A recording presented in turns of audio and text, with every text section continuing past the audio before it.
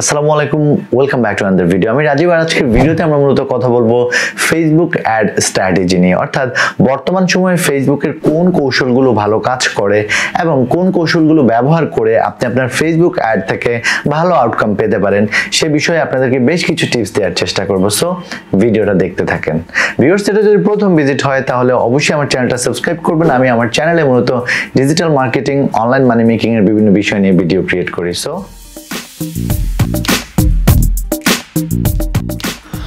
প্রথমত আমি আজকে আপনাদেরকে যে টিপসগুলো দেবো এগুলো সম্পূর্ণ আমি অ্যাডভার্টাইজিং করে আমার কাছে যেগুলো মনে হচ্ছে যে ইম্পর্টেন্ট সেই জিনিসগুলো আপনাদের সাথে শেয়ার করছি। সো এটা আপনার সাথে হয়তো অনেক ক্ষেত্রে আপনার মন মতো নাও হতে পারে।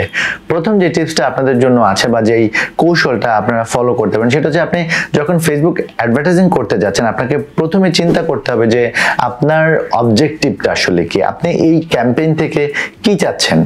এটা খুব ইম্পর্টেন্ট। আপনি যদি ক্যাম্পেইন অবজেক্টিভ খুব ভালোভাবে চিন্তা না করে প্রমোশন চালাতে যান তাহলে আপনি পরবর্তীতে এই প্রমোশন দিয়ে খুব একটা বেটার রেজাল্ট আপনি আশা করতে পারেন না। সো প্রথম চিন্তা হচ্ছে বা প্রথম কথা হচ্ছে আমাদেরকে প্রপার অবজেক্ট চিন্তা করে ক্যাম্পেইন রান করতে হবে।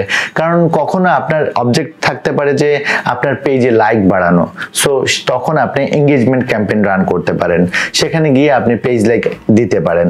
এছাড়াও কখনো হতে পারে যে আপনি চাচ্ছেন সেল জেনারেট করতে ওয়েবসাইটের মাধ্যমে, সো সেক্ষেত্রে আপনি কনভার্সন অ্যাডটা রান করতে পারেন। এছাড়াও ধরুন আপনি চাচ্ছেন যে আপনার অ্যাড রিচ করার জন্য অনেক মানুষ যাতে দেখে, সেটার জন্য আপনি রিচ ক্যাম্পেইন বা এঙ্গেজমেন্ট ক্যাম্পেইন আপনি রান করতে পারেন। সো এই ব্যাপারগুলো আপনাকে প্রথমে চিন্তা করতে হবে যে আপনি কোন কারণে অ্যাড ক্যাম্পেইনটা রান করছেন, এটা আপনার পরের স্টেপগুলোতে আপনাকে হেল্প করবে।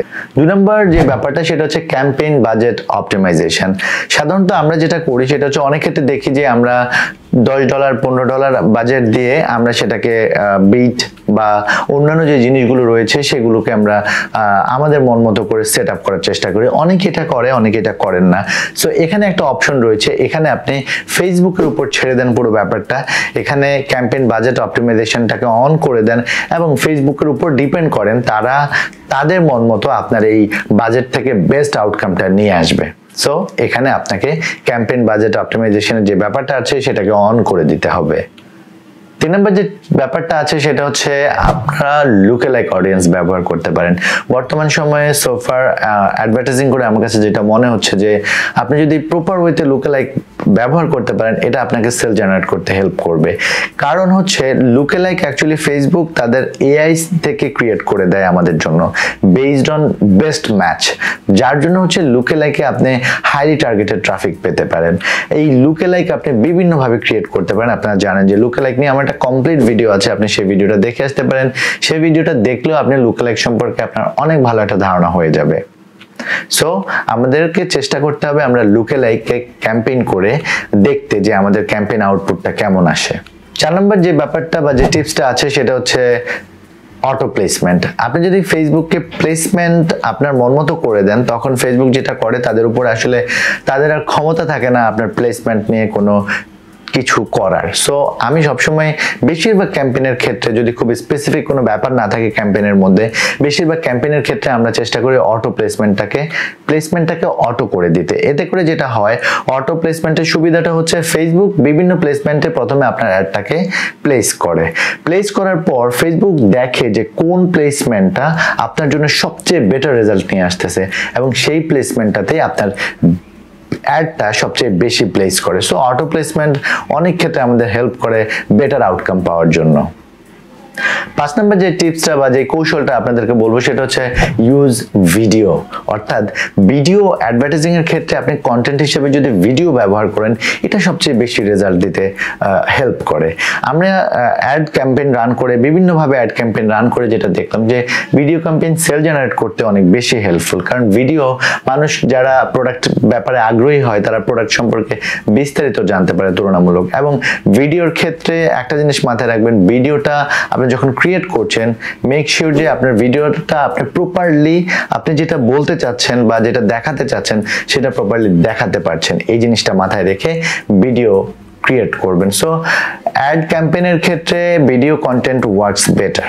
6 নম্বর যে কৌশলটা বলবো সেটা হচ্ছে ক্রিয়েট মোবাইল ফ্রেন্ডলি কন্টেন্ট। এটা খুব ইম্পর্টেন্ট, কারণ বর্তমান সময়ে 98% ইউজার ফেসবুক ব্যবহার করে তাদের মোবাইল দিয়ে। সো আপনি যদি মোবাইল ফ্রেন্ডলি কন্টেন্ট ক্রিয়েট না করেন, সেক্ষেত্রে আপনি আপনার কম্পিটিটর বা মার্কেটের তুলনায় কিছুটা পিছিয়ে পড়বেন। মোবাইল ফ্রেন্ডলি কন্টেন্ট ক্রিয়েট করবেন মানে হচ্ছে আপনি যদি ভিডিও ক্রিয়েট করেন, চেষ্টা করবেন সেই ভিডিওটাকে স্কোয়ার ভিডিও করতে। যেমন আপনি যদি 1080 বা 1080 করেন, স্কোয়ার কন্টেন্টগুলো যেটা হয় মোবাইলে অনেক অংশ জুড়ে দেখা যায়। So video mobile friendly content create করার চেষ্টা করবেন, এটা আপনাকে হেল্প করবে বেটার আউটপুট পাওয়ার জন্য। 7 নম্বর যে টিপসটা আপনাদের জন্য রয়েছে সেটা হচ্ছে create short and catchy content. আমরা অনেক ক্ষেত্রে দেখি যে আমরা যখন ফেসবুকে প্রমোশন চালাই, ভিডিও বলি, আমরা ভিডিওর ক্ষেত্রে যেটা করি সেটা হচ্ছে আমরা 10-15 মিনিটের ভিডিও আমরা চেষ্টা করি বুস্ট করে সেটা থেকে ভালো আউটকাম পেতে। আমি যেটা আপনাদেরকে বলতে পারি সেটা হচ্ছে আপনি যদি একটা ভিডিও কন্টেন্ট ক্রিয়েট করেন এবং সেটা যদি আপনি আপনার যে অডিয়েন্স আছে তাদেরকে 15 থেকে 30 সেকেন্ডের মধ্যে আপনার যে টার্গেট সেটা আপনি বলতে না পারেন বা দেখাতে না পারেন, তাহলে আপনি সেই অ্যাড থেকে বেটার আউটপুট আপনি পাবেন না। সো মেক শিওর আপনার কন্টেন্টটা শর্ট অ্যান্ড ক্যাচি। মানুষ অনেক ব্যস্ত, মানুষ এখন আর বসে থাকে না যে আপনার পুরো ভিডিও দেখে তারপর একটা প্রোডাক্ট সে কিনবে। সে যা ডিসিশন নেয় সেটা কিছুক্ষণের মধ্যে নিয়ে নেয়, এবং আপনি চেষ্টা করতে হবে 15 থেকে 30 সেকেন্ডের মধ্যে আপনি যেটা দেখানোর বা যেটা বলার সেটা বলে ফেলা, তাহলে আপনি আপনার অ্যাড থেকে বেটার রেজাল্ট আশা করতে পারেন। 8 নম্বর যে টিপসটা আপনাদের জন্য রয়েছে সেটা হচ্ছে use call to action. Facebook অ্যাডে আমরা কল টু অ্যাকশন ব্যবহার করতে পারি, আর এই কল টু অ্যাকশন বিভিন্ন রকমের হতে পারে। এটা হতে পারে আপনি আপনার ওয়েবসাইটে পাঠাবেন লার্ন মোর বাটন, হতে পারে শপ নাও বাটন, হতে পারে বাই নাও বাটন, হতে পারে ডাউনলোড বাটন, হতে পারে সেন্ড মেসেজ বাটন। সো আপনি যখন ক্যাম্পেইন রান করবেন, সেটা যদি মেসেজ ক্যাম্পেইন হয়, মেক শিওর যে আপনি সেটা সেন্ড মেসেজ বাটনটা আপনার ক্যাম্পেইনে অ্যাড করে দিচ্ছেন।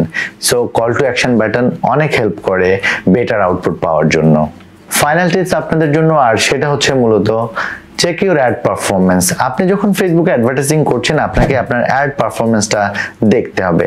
ফেসবুকে কিছুদিন অ্যাড করার পর আপনি বুঝতে হবে যে আপনার অ্যাডটা ঠিকমতো কাজ করছে কিনা, আর এটা বোঝার জন্য আপনাকে আপনার সিটিআর বা ক্লিক থ্রু রেটটা দেখতে হবে।